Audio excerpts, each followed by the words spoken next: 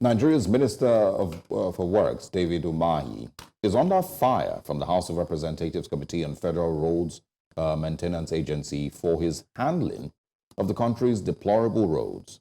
The committee chairman, Remi Oseni, accused Umahi of misplaced priorities, saying that funding isn't the issue, but rather the minister's focus on less important projects. Umahi attributed the poor state of roads to a lack of resources, but Oseni countered that the minister has concentrated on less priority issues despite receiving a 300 billion naira supplementary budget approval last year. You are not here to come and tell us what you already knew in the area of resources. So if you are telling us the reason why you have failed in fixing our road infrastructure is because of resources, don't let me take you up there. Because you concentrated your energy as a minister on less priority issues. Don't discuss resources. I say it again.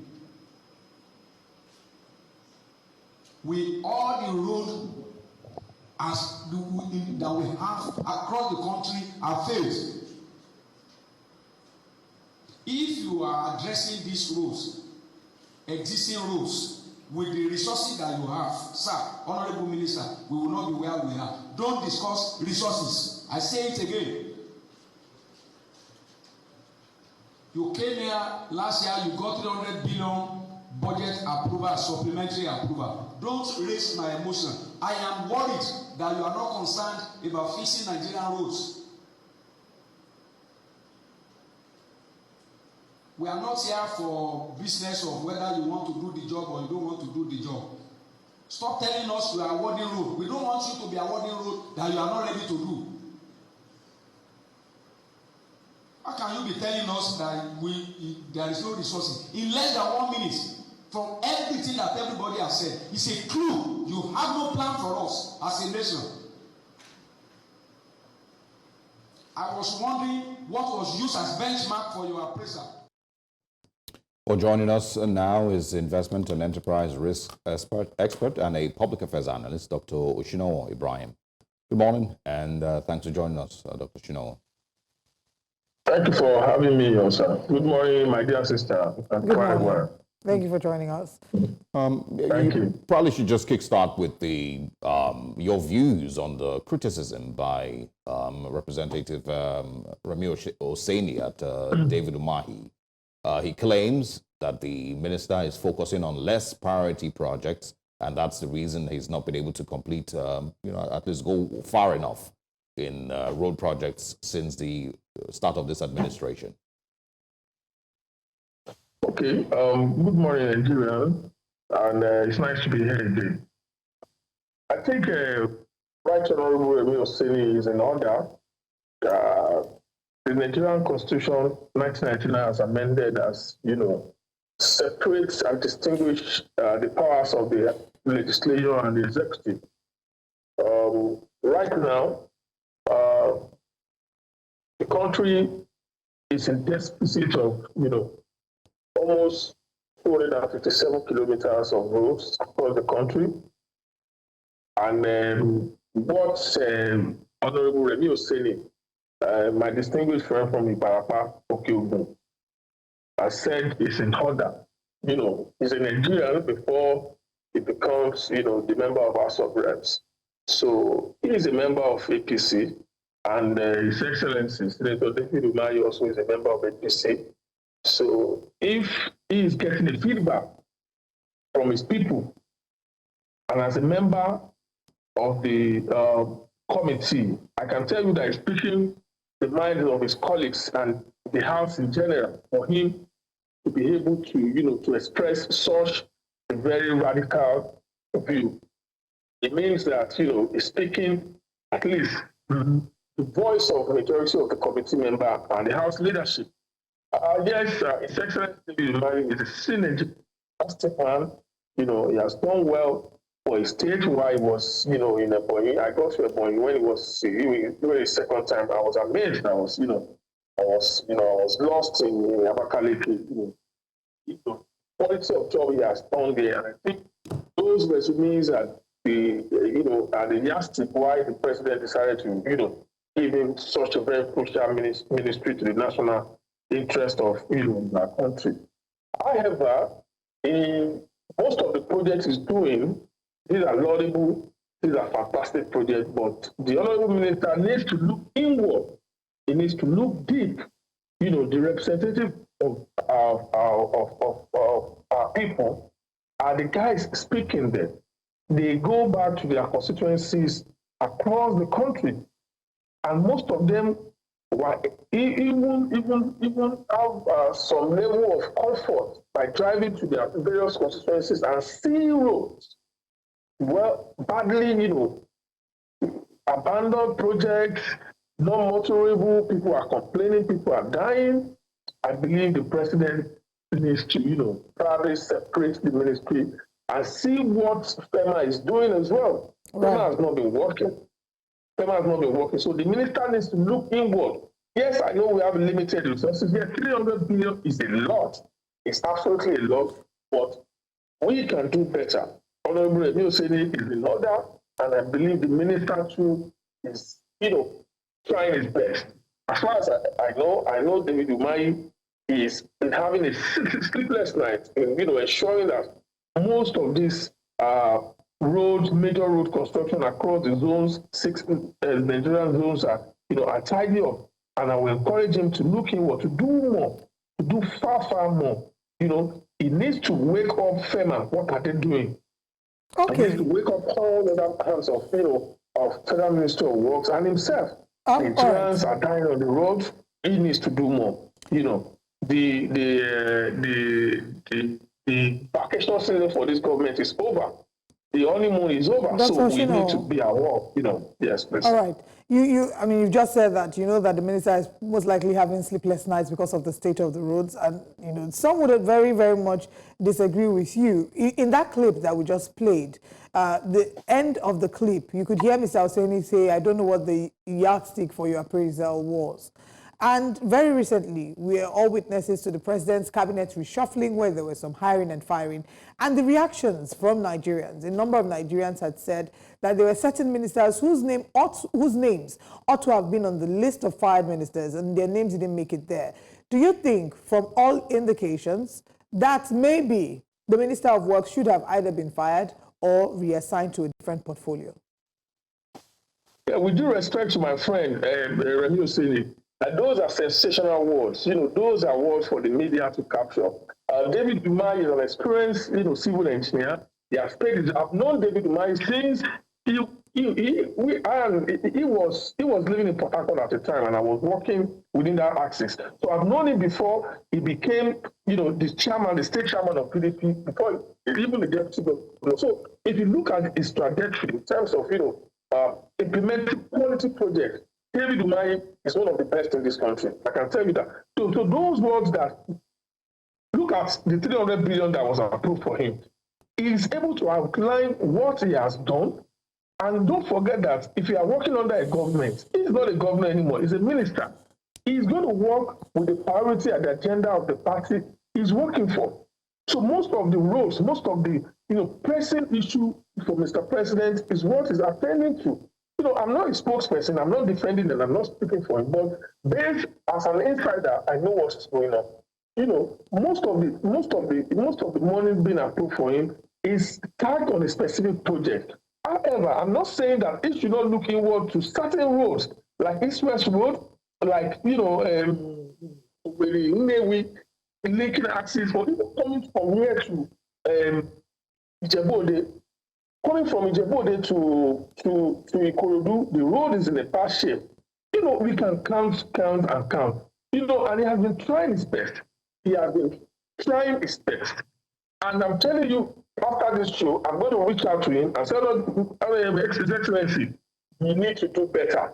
Remi is in order. He's speaking is my fault. To say that the ministers needs to be sacked, these are, sensational. He's just being personal about it. He knows that what David Umahi says, what David Umahi is doing there is a yeoman's job. He's doing a fantastic job.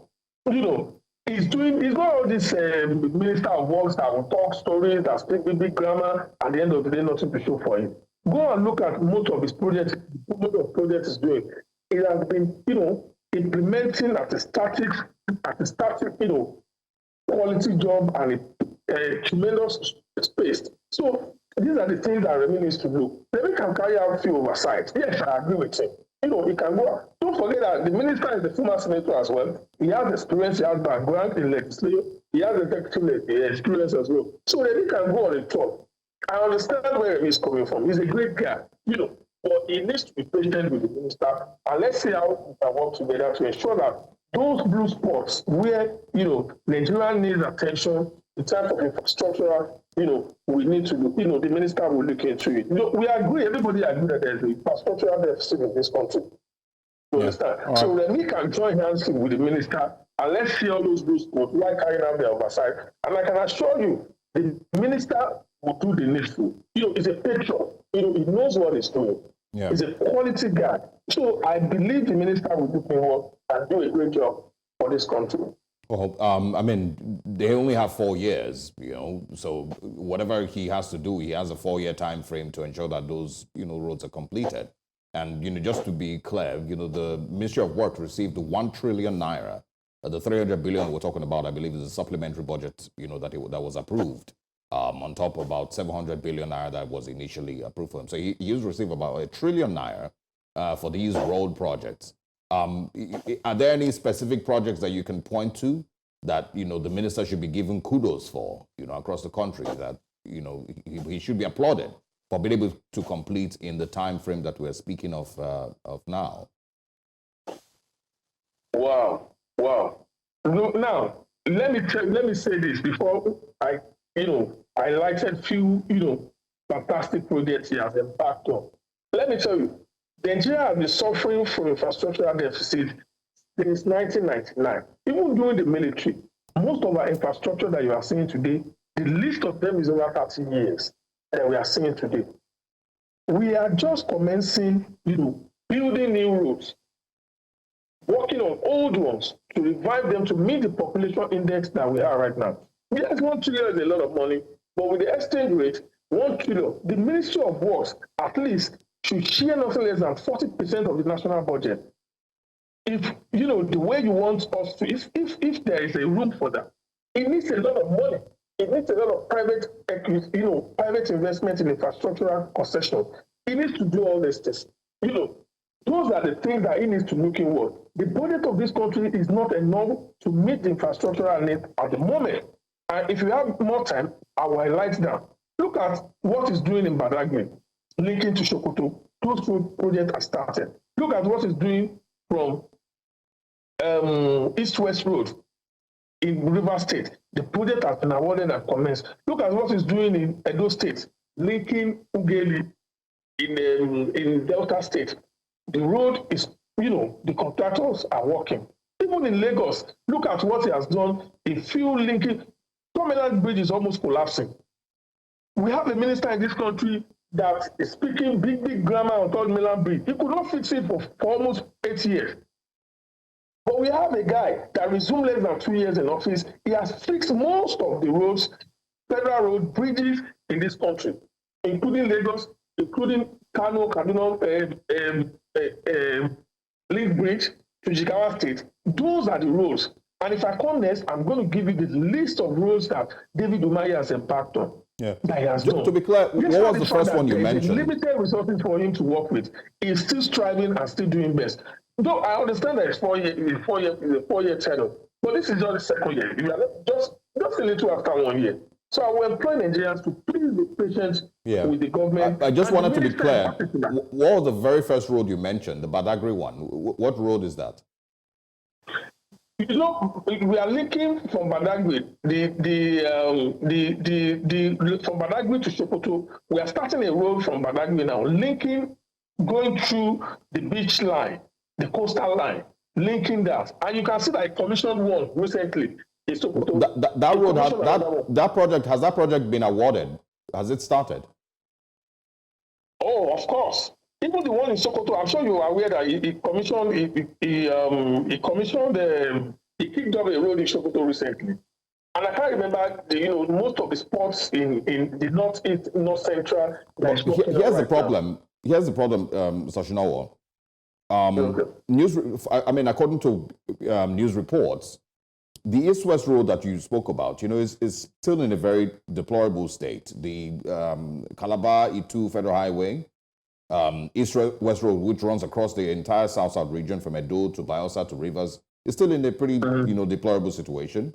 In the southeast, the Deator or Lu Road, is pretty much still the same thing. In Abia State, Umahi Owerri to Ohafia is still in pretty much the same deplorable state. One point in this out is these are road projects that have been in deplorable state for a long time. But what we found is, and of course, this is a legitimate criticism of the current administration, that we instead awarded 15 trillion naira to the Lagos-Calabar Road project when we've had these other roads that have been pending and begging for attention for a long time. If you look at the news reports in the last couple of weeks, there's a report that said that 50% of farm produce doesn't make it to the market from the farm. A lot of it gets ruined or lost between transit from farm to market. And one of those reasons is because of bad roads and poor storage. We've also seen I saw a report a couple of days ago showing the number of people who die from road traffic accidents because of bad roads as well. And so wouldn't it be a legitimate criticism that instead of building Sokoto to Badagry or Badagry to Sokoto, instead of building Lagos to Calabar, we should have concentrated on these other important roads that have been begging for attention for a long time? Let me quickly say this. Let me give you very good and robust analysis. And I think we need an hour to discuss this so that we will have a comprehensive details of roads awarded to each contractors and what they are doing right now. Number one, let me first of all clear you on the rural community roads. You media needs to look into what the governors are doing. The governors, their duty is to expand and open the rural communities. That's why Mr. President is giving financial autonomy to local government, so that local government can open all these rural areas you are talking about. David Umahi is not going to come down to my hometown in Odo-Egbo to open the rural road, where I have a local government chairman that ought to have done that, or the state government that ought to have done that. I will employ you guys to look more inward into what the state governments are doing. How many kilometers of road is this governor is doing? How many kilometers of road is this local government chairman is doing? That's why the president is working extensively hard to ensure that the local government have their financial autonomy, so that all these complaints that observations from media, not complaint really, will be addressed by the local authority, including the state government. The state governors are just living, enjoying themselves because the media is not on their toe to ensure that they do what they ought to have done, to ensure that what they campaign on, the mandate given to them is justified. Now, let's go back to what Senator David Umahi is doing. Those roads that you are talking about, there is what they call soil test. Most of the roads in South-South regional area are majorly not going to be, there's a design that is going to be, some of them are going to be concrete, some of them, have asphalt laid, sometimes fail, maybe between 10 years. But this gentleman, the Senator Umahi, came and gave us another plan, a robust plan, so that when we address all these roads, when we start doing them, you will ensure that most of them are concrete because of the soil texture of that region. If you go to Southeast, the major issue about Southeast is erosion. And I'm sure you know that. I have been in charge of environment of a state government, and I've traveled across Southeast. I know what's how hard to do roads. And most of these projects we are talking about have been awarded, and they are going to be, done in phases. I don't want media to just go to a blue spot or a dark spot and take the picture of that one and bring it out to the public. Maybe you should do an investigative journalism and see, okay, this section and section has been done. We are moving to this section and this section tomorrow. So those are the things that, we need to look inward. It's not going to, 4 years enough. It's not enough for David Umahi to do all the roads in Nigeria. Okay. I'm sure you know that. 4 years is not enough for him. But let's go in depth. What are the governors? What are they doing?